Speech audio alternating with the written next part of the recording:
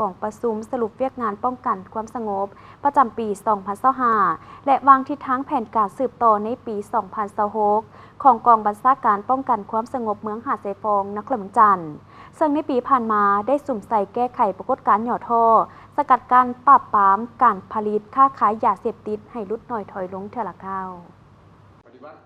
กองประชุมจัดขึ้นในวันที่ 6 มีนาคม 2026 อยู่กองบัญชาการดังกล่าวโดยมีทานคำมูลเตียงทลาดเลขาผักเมืองหาดทรายฟองทานพันโทบุญสอนพันธวงศ์หัวหน้ากองบัญชาการป้องกันความสงบเมืองหาดทรายฟองในพิธีพันโทขวัญยืนศรีสมบูรณ์ห้องหัวหน้ากองบัญชาการป้องกันความสงบเมืองหาดทรายฟองได้รายงานการจัดตั้งปฏิบัติเวียกงานป้องกันความสงบอยู่ภายในเมืองหาดทรายฟองในปี 2025 ผ่านมาและทิศทางแผนการจุดสุ่มในปี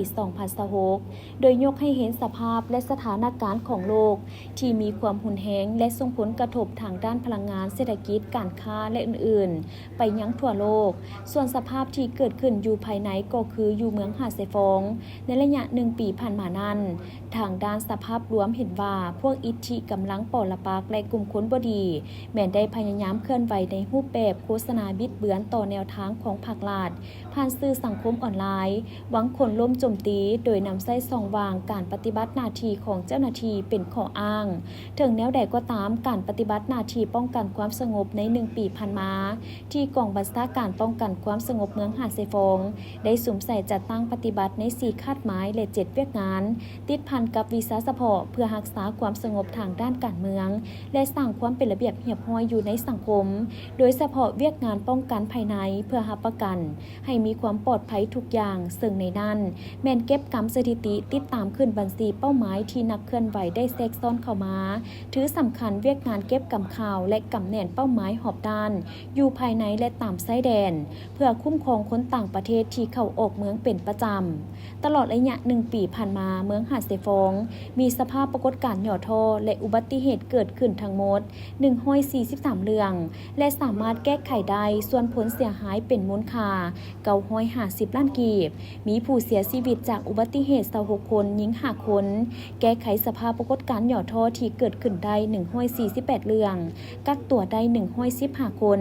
สกัดการปราบปรามการผลิตค้าขายยาเสพติดติดพันกับวาระแห่งชาติเกี่ยวกับการแก้ไขปัญหายาเสพติดแนะใส่เหตุให้ปัญหายาเสพติดลดน้อยถอยลงเทอละก้าว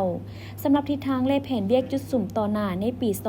2026 ที่กองบัญชาการป้องกันความสงบเมืองหาดทรายฟองจะต้องได้สืบต่อจัดตั้งปฏิบัติตาม4แผนงานใหญ่21เวียกจุดสุ่มเพื่อสืบต่อปกปักรักษาเสถียรภาพทางด้านการเมืองและความเป็นระเบียบเรียบร้อยของสังคม